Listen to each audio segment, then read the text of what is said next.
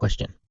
Have you ever wondered why it seems as though grace preachers just can't make up their minds about whether or not you should be using the Ten Commandments, the law, to govern your Christian walk by? On one hand, they tell you not to be law conscious.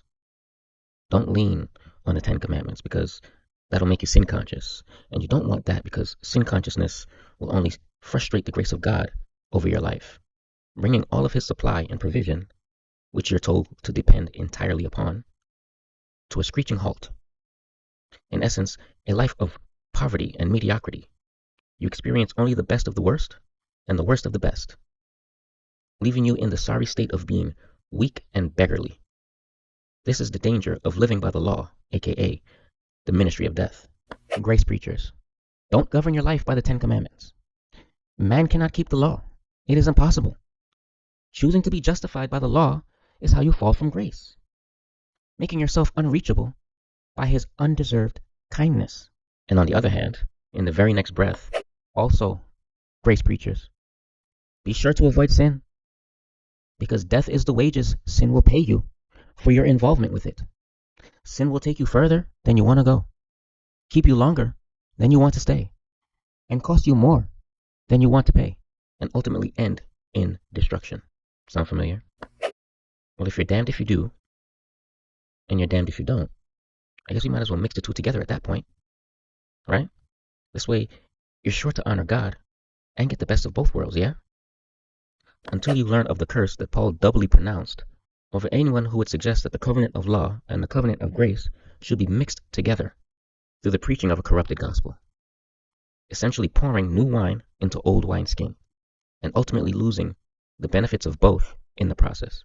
Let us dilute God's bloody sacrifice with man's rancid, fleshly effort. Now, if the spiritual tug of war that I just described above is relatable to you, then I can assure you you've been dealing with one or more of the following. 1. Being swamped by dark or negative thoughts. 2. Wrestling with the guilt that has accumulated from your past wrongdoings. 3. Being suppressed and squashed by the heaviness of your own condemnation, because your inner critic won't stay silent long enough to offer you even a semblance of peace. And all of this results in you zooming out, putting two and two together, and arriving at the conclusion that your lack of peace probably means your nagging inner voice was onto something after all. I know it. God must be angry with me. Like, there's no other explanation. I must not be on good terms with heaven. Something's up.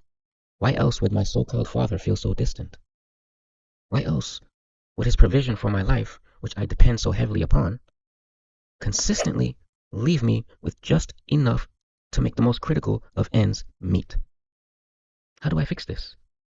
What am I even doing wrong? It's gotten to the point where I'm now committing sins on purpose, just to punctuate to my subconscious that I am in no way trying to be justified by the law.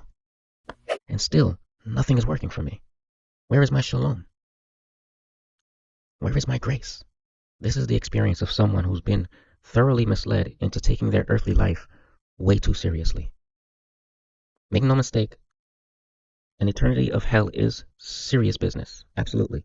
But when you keep focusing on the thing you're trying like hell to avoid, you are sure to steer directly into it. In other words, by designing your life to avoid ending up in hell, a living hell is what your life will certainly become.